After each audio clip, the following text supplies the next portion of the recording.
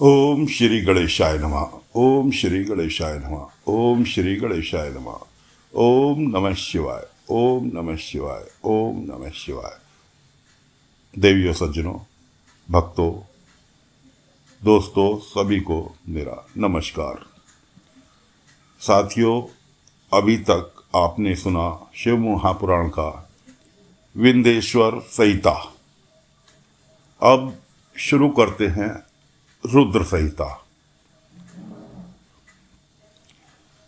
रुद्र संहिता विस्तार से आपको सुनाने जा रहे हैं, तो कथा प्रारंभ करते हैं। ऋषिगण सूत जी से बोले, आपने विंध्येश्वर संहिता का उपाख्यान भली भांति सुनाया। अब आप शिव जी का प्राकट्य, उमा की उत्पत्ति, शिव उमा विवाह, गृहस्थ्य, धर्म एवं अन्य शिव चरित्र बताने की कृपा करें। सूत जी बोले, हे ऋषियों, आप सब परम धन्य हैं जो शिव चरित्र सुनना चाह रहे हैं। शिव चरित्र जगत को पावन करने वाली गंगा जी के समान पवित्र है। एक बार नारद जी ने भी अपने पिता ब्रह्मा जी से इस प्रकार पूछा था। ऋषि वृंद कहने लगे कि हे सूत जी, इस संवाद को हमें विस्तार पूर्वक बताने की कृपा करें। सूत जी ब्राह्मणों से बोले, एक बार नारद जी हिमालय की एक गुफा में बैठकर मौन धारण कर तप कर रहे थे। उनके तप से इंद्र के मन में भय उत्पन्न हो गया, कहीं नारद मेरे राज्य पर अपना अधिकार न कर लें। इंद्र ने कामदेव को बुलाकर समझाया कि तुम मेरे मित्र हो, तुम्हारे सहारे ही मेरा शासन चल रहा है। तुम बड़े बड़े ऋषि मुनियों का गर्व चूर चूर कर देते हो। हिमालय की गुफा में नारद शिव जी की उपासना कर रहे हैं, कहीं ऐसा ना हो कि वह शिव जी से मेरा राज्य मांग ले। अतः तुम वहां जाकर सुंदर बाग निर्माण कर प्रवीण अप्सराओं के कामवर्धन नृत्य द्वारा उनकी तपस्या भंग करो। कामदेव ने हिमालय की घाटी में पहुंचकर अप्सराओं से कामवर्धन नृत्य कराया, परंतु वे नारद जी की तपस्या को भंग करने में असमर्थ रहे, क्योंकि कामदेव को भस्म करने वाला शिव जी का यही स्थान था। रति के विलाप करने पर शिव जी ने उसे वरदान दिया था कि कामदेव कुछ समय बाद फिर जीवित हो जाएगा, परंतु इस स्थान पर जहां तक यह भस्म होता दिखाई दे रहा है, वहां तक इसकी माया एवं काम बाणों का प्रभाव नहीं होगा। इसी कारण इस स्थान से लज्जित होकर कामदेव को इंद्र के पास लौटना पड़ा। यह सब शिव जी की माया का फल था। बहुत समय पश्चात नारद जी तपस्या से जागे, तब उन्हें अपने द्वारा कामदेव पर विजय का ध्यान आया। इससे उनके मन में अभिमान जागृत हो गया। नारद अपनी इस विजय को बताने भगवान शिव के पास कैलाश पर्वत पर गए।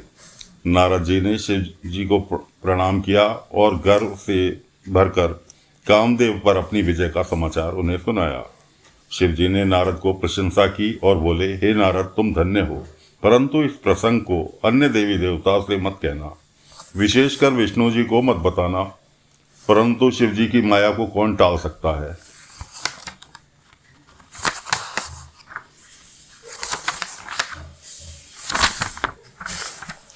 नारद जी ने ब्रह्मलोक में जाकर ब्रह्मा जी से सब बात बता दी। ब्रह्मा जी ने शिव जी का ध्यान कर सब बात जान ली कि भगवान शिव ने नारद से यह प्रसंग किसी को न बताने को कहा था। नारद जी का अभिमान बढ़ने लगा। यह सब शिव जी की ही लीला का फल था। नारद जी यह कथा सुनाने विष्णु लोक में पहुंच गए। विष्णु जी ने नारद को आते देखकर आसन से उठकर उन्हें प्रणाम किया और प्रेम से पूछने लगे, आपका आगमन कहाँ से हो रहा है। विष्णु जी की बात सुनकर नारद जी ने गर्व से अपनी कामदेव पर विजय की संपूर्ण कथा कह सुनाई। विष्णु जी ने नारद से कहा, हे मुनि, काम तो भक्तिहीन व्यक्तियों को सताता है। आप तो ब्रह्मचारी, तपस्वी और ज्ञानी एवं वैरागी हैं, आपको यह विकारी काम कैसे सता सकता है। विष्णु जी की यह बात सुनकर नारद जी गर्व से भरकर बोले, यह सब आपकी कृपा है। कामदेव की क्या औकात है जो मेरा कुछ बिगाड़ सके। इतना कहकर नारद जी विष्णु लोक से चल दिए। नारद जी के चले जाने पर भगवान विष्णु ने अपनी अद्भुत माया रची। नारद जी के रास्ते में एक नगर का निर्माण कराया। उस के राजा का नाम शीलनिधि रखा। उसकी एक सुंदर गुणशील पुत्री थी। उस दिन उस कन्या का स्वयंवर हो रहा था। उसमें अनेक प्रदेश के राजा व राजकुमार आए हुए थे। नारद जी नगर की शोभा को देखकर मोहित हो गए। नारद जी भी उस सभा में पहुंचे। राजा ने उठकर उनका स्वागत किया और उनकी पूजा की। राजा ने अपनी कन्या को बुलाकर उनके चरणों में उपस्थित किया। राजा ने नारद जी से पूछा, महाराज आप तो त्रिकाल यज्ञ योशी हैं, इसको कैसा वर मिलेगा? नारद जी उनके सौंदर्य को देखकर उस पर मोहित हो गए। वे बोले, राजन तुम्हारी कन्या तो साक्षात भगवती लक्ष्मी का स्वरूपा है। इसको त्रिलोकी का स्वामी शिव जी के समान वीर यशस्वी पति प्राप्त होगा। इतना कहकर नारद जी वहां से चल दिए। उनके हृदय में विकार पैदा हुआ कि यह कन्या मुझे मिलनी चाहिए, परंतु राजाओं के सामने यह मुझे स्वीकार नहीं करेगी, क्योंकि सब स्त्रियां रूपवान पति चाहती हैं। इस कारण मैं भगवान विष्णु का रूप धरकर सभा में जाऊं तो काम बन सकता है। ऐसा सोचकर नारद जी भगवान विष्णु के पास पुनः गए।